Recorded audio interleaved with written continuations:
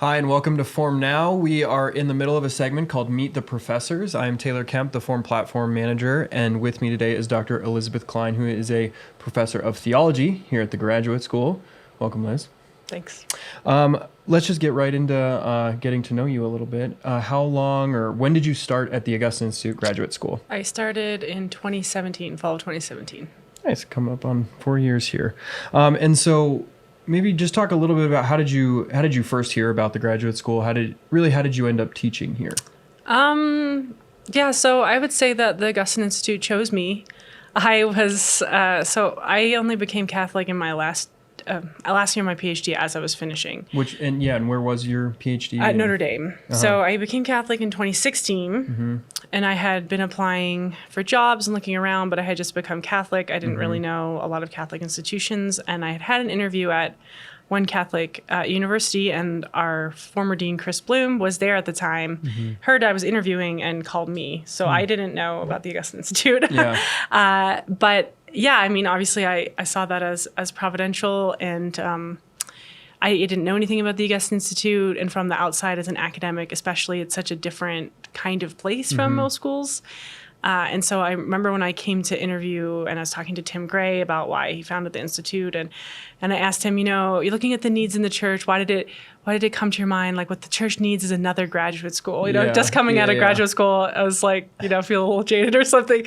And he's like, well, there are a lot of graduate schools, but there are very few graduate schools that are really training people sort of in a really intellectually rigorous way for service in the church. Yeah. And sometimes graduate programs for service in the church just don't think that intellectual rigor is necessary, or they go the other way and it's so academically focused that you're not really oriented to the church. And so trying to marry those two things, and that's really what a lot of the other programming and educational stuff we do grow out of. So that was really great, and I just thought that was an amazing answer, and I've really loved working here. Yeah, and you were convinced because you ended up coming here. Did you know that when you were in your doctorate work at Notre Dame, did you know that you wanted to go into teaching? Yeah, I mean, that's kind of what you're trained for, track, yeah. But it is like related to Tim's comment, when you're doing a PhD, you don't necessarily have like working for the church or with the church necessarily on your radar, especially for me, I wasn't Catholic. But my advisor at Notre Dame, whose name is John Cavadini, he really mentored me in thinking about myself as a theologian that way, even prior to when I was Catholic. So it was a really natural fit. Like, I don't think I would have been as prepared for our work without that mentorship. Yeah. Can I ask because Notre Dame is a Catholic school, what led you to Notre Dame to do your doctoral work there, especially being you weren't Catholic when you initially went there? Yeah, so I mean, part of it's just the quality of the education at Notre Dame. There was another part of me that thought if I go to a Protestant school, I'll definitely become Catholic, because I was already leaning in that direction. Well, because if you haven't actually spent a lot of time with the church, I'm like, I know it's messy, I know it's complicated, but when you're in your Protestant church, all you see are the problems close at hand, and you don't necessarily know the sort of what's going on in the Catholic Church. So I was like, if I go to Notre Dame, I'm certain to see Catholics that don't disagree with one another, or it's not going to be all roses, and then I'm not going to be choosing something that I don't really understand. Wow. Yeah.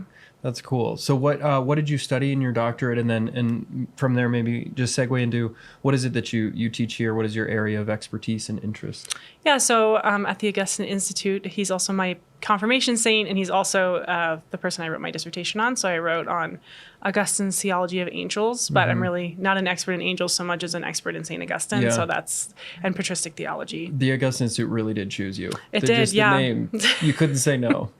So that's what I was studied in my PhD. And here at the Augustine Institute, I've mostly been teaching the second class in our graduate series called the Creed.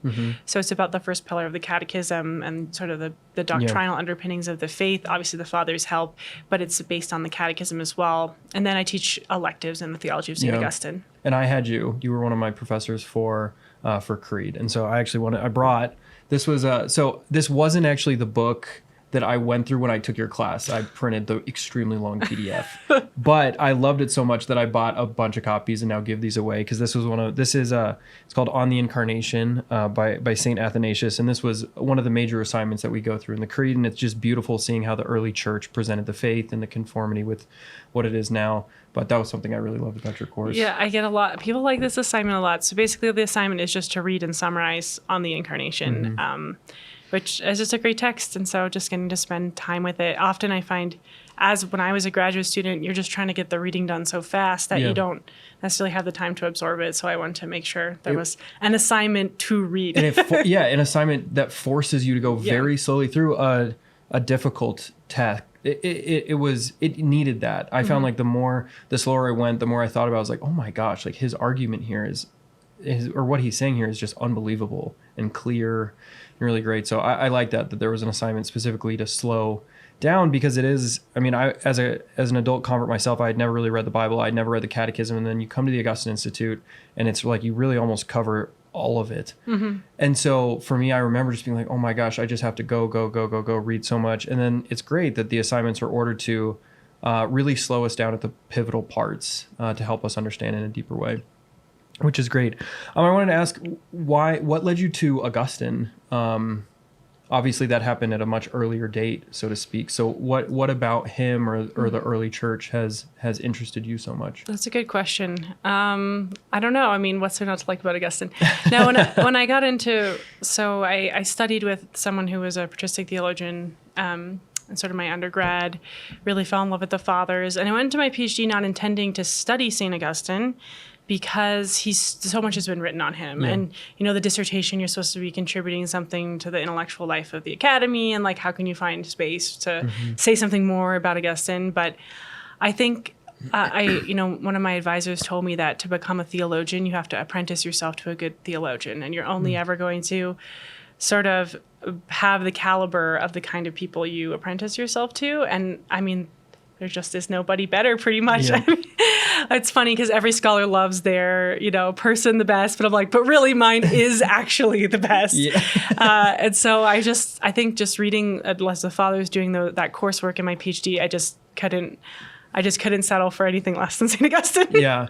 And so I know, do you have any projects? I know that in your academic life, there's many times that you're doing new things that have to do with Augustine or other things. Are there any projects that you have coming up or things you're working on? Yeah. So I'm kind of focusing in a bunch of stuff on the Confessions right now. So I'm filming a short course on the Confessions right now that'll be out for his feast day. Great. I think also doing a forum series on the Confessions in August for his feast day. Yes. And I'm writing a scholarly article on the Confessions for the following year, and I'm writing kind of a more popular essay that's something for Ignatius Press on the Confessions right now. So it's good. August is going to be the month of Augustine. That is awesome. Putting everything together. Very fitting.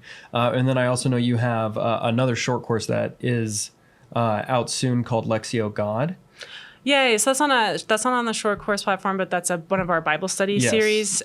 So yeah. And then that's based off of, we have a book called What Every Catholic Should Know, God, that you wrote. So these are all places that you can find What Every Catholic Should Know. God is on Catholic.market. You can find the link in the show notes. And then Lectio God you can find on Formed. And then the Confessions you will find on the short course platform. Yeah. There's a lot going on. Trying to keep it all in one place. This is all in the spirit of Augustine. He very much wanted to. He did so much. I don't understand. I read a recent article that was talking about all the different things he was writing at once and how different they were in the type of texts they were. Like writing an advice to a deacon about how to evangelize at the same time as writing, a manual for priests at the same time as writing something like City of God, just working on all these levels to serve the needs of the church. That's really what he did. So it's unbelievable when you look at just the body of work that he did and like the diversity of the work that he did.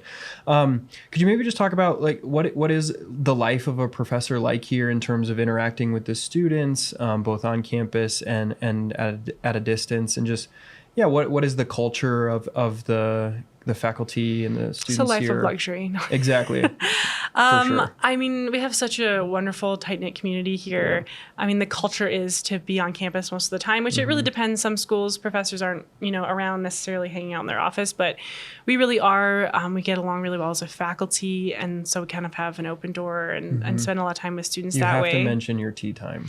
Oh, yes. I have a tea time at 3 o'clock. If any of you are ever at the Augustine Institute, you're welcome. It's open to all comers.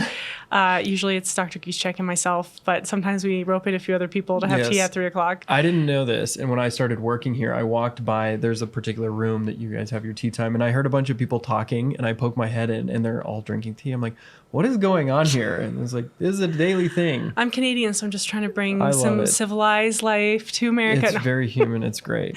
So there's that on campus, and we really do try to extend that to distance education. So the Augustine Institute is one of the first schools to do distance education, and it was really something Tim felt was this big need for people who didn't have the time to do full-time study or didn't live close to a good Catholic institution. Yeah.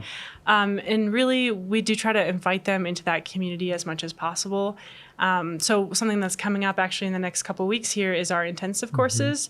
So even our students who study with us online, they have the opportunity either in the winter or the summer to come on campus and do just a week-long course. So if they can make that work in their schedule, and it's so wonderful. Some of our students say it's kind of like coming home, but it's like the little pixel person is a real person, and I think it makes a big difference, like when you're sitting in the classroom and then when you're home watching. So I remember, Taylor, the first time I met you was at a parish in Denver, and you like shouted my name. I was like, ah. But then as soon as you say your name, you're like, oh yeah, of course. Yeah. Of course, I don't have that many students who are professional soccer players, so that also made it easy to remember who you were. But and when we do our kind of spiritual conferences on campus, we offer those to our distance students as well and try to bring them into the conversation. So it's such a wonderful balance and mix of students to have the people here who are kind of more fresh out of college. They're going to do the 2-year program, and they have sort of the world is their oyster. And then we have all these wonderful distance students who are already working in the church, or maybe retired, going back for personal edification, or raising a family, and they're really just there because they love the Lord and they want to be there. And it's such a wonderful experience. It's very different from teaching undergraduates who don't always want to be there. And just to learn so much. I'm young, so to learn so much from these older students who have a lot of experience, it's very beautiful. Yeah, it is. I mean, I have a deep love for, I guess the breadth of offerings of the Augustine Institute, because I was privileged to be DE for a year and then on campus for a year. And just how wonderful the DE experience really is. And I said this a little bit when I was talking with Dr. Seahorn, is just that I had taken other distance or online courses in my undergrad, and it's an online course. Like you are very disconnected. You're just kind of going through. And then when I went through the DE program for the first year here at the graduate school, it really was a far more, intimate or connected experience with the professors, but also with the other students. And it was as good of a distance experience as I could possibly have imagined. And then there was also the great joy of coming on campus and you actually see the professors, and it's just really fun being ingrained in the community, and that the intensives are a way to do that even if you can't be here for that full time. So I just love how much that we offer, and really the vision of Dr. Gray, and for all of I love our professors so much. Well, I've had a really wonderful experience too with we have distance students from all over the world. So, those students can't come for intensive weeks typically, but sometimes they come for graduation. And so we've had this wonderful experience of students from Asia or Australia coming here for that culmination of completing this degree. And it's really cool. And the sacrifices those people make to go through the program and then to come visit us it's really wonderful. It is. I was wondering, because you said you teach various electives. What are some of the electives that you've taught, or maybe what are some, if you have any, that are on the horizon? Or so the 2 Augustine electives I've taught so far, I taught one on the Confessions. So that's like, actually the dean asked me what my dream course would be, and I was just 13 weeks, 1 week on each book. So that's what we did. That was kind of during the COVID stuff. So it was a lot of Zoom seminars, but it was still really fun. And then I taught one recently called the Theology of St. Augustine. So that was just trying to go through his thought as a whole, some of his major works.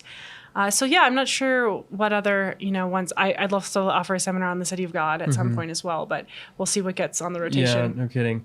I was wondering if for maybe some of the people that are watching, they haven't read Augustine, and they're hearing this and they're interested, where would be just a good place to maybe start if you wanted to get introduced to Augustine's thought? Yeah, that's a good question. Let me think about that.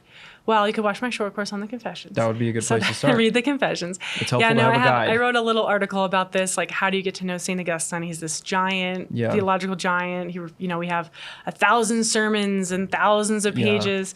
I really do think that trying to read the Confessions is a very beautiful way to get to know him. But there's a good book by Matthew Levering. That's like a little book that explains the theology of all his major works. That's a good book.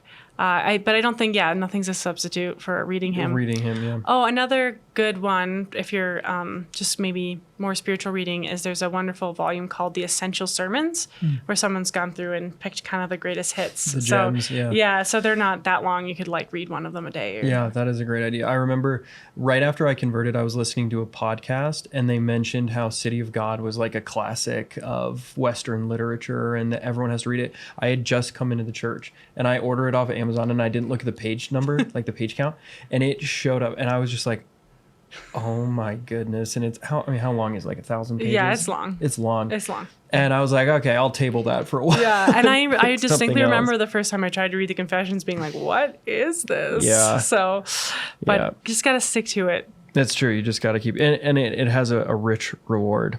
This is kind of the oddball question at the end, but can you imagine if you weren't teaching theology, what are some things that you might be doing if that world could ever exist? I don't know. I don't think that world should exist anytime soon.